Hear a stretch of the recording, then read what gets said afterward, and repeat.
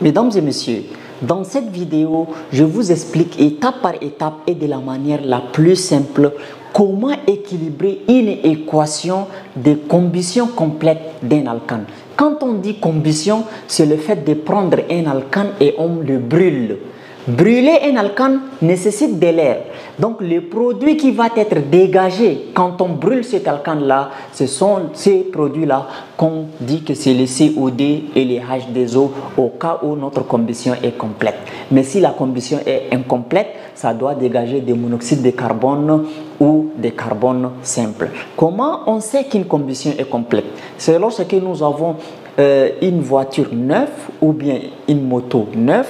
Et quand on démarre la voiture, ça ne dégage pas de fumée. Donc la fumée, vous ne le voyez pas. C'est-à-dire qu'il s'agit de dioxyde de carbone qui est dégagé et de vapeur d'eau. Cette combustion, elle est dite une combustion complète parce que le dioxyde de carbone est un gaz invisible.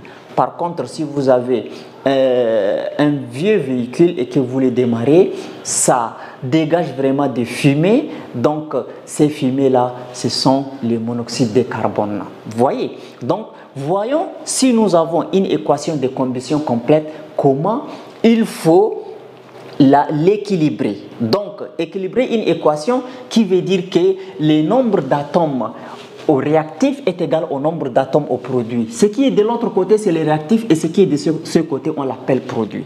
Alors, je vous montre la manière la plus simple. Les principes, vous devez les retenir. Il y a combien d'atomes de carbone? Le nombre d'atomes de carbone que vous voyez ici, là, vous les reproduisez ici, toujours, n'est-ce pas? Donc ici, comme il y a C, ça veut dire un atome de carbone. Donc on met ici 1. Mais on n'a même pas besoin de mettre 1 si c'est 1. Si c'était 2, 3, 4 ou 5, on peut le mettre. Mais 1 là, laissons-le comme ça. Maintenant, le nombre d'atomes d'hydrogène, on les divise par 2. Donc, vous comprenez le principe. Le nombre d'atomes de carbone, on les met comme ça. Mais l'hydrogène, on divise toujours par 2. Le carbone, on les met comme ça. L'hydrogène, on les divise toujours par 2. Donc, le carbone, c'est 1. Je mets 1. L'hydrogène, je divise par 2. 4 divisé par 2, ça fait 2. Je mets le 2 ici. Vous voyez? Maintenant, on compte le nombre d'atomes d'oxygène qui est de ce côté.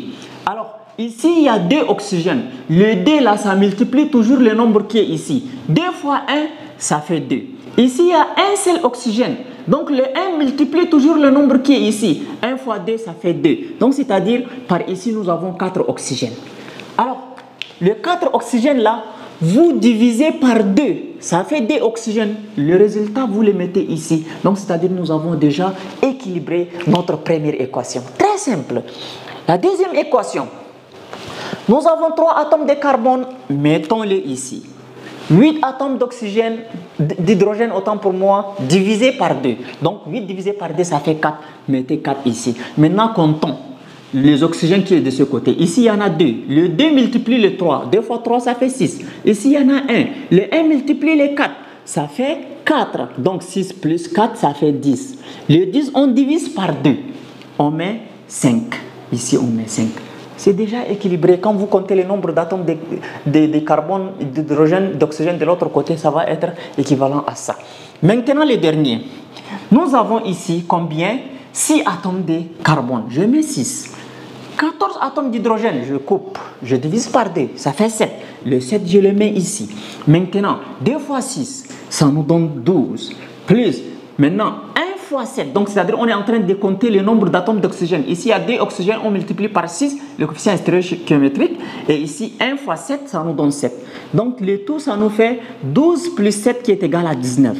19, on divise par 2. Comme ça donne un nombre avec virgule, je laisse toujours 19 sur 2. Donc, ici, je mets 19 sur 2.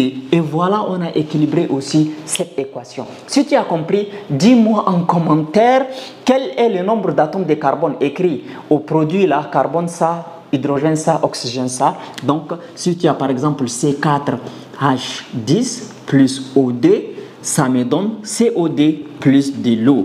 Donc, dis-moi, 1, je mets combien? 2, je mets combien ici? Et 3, je mets combien ici?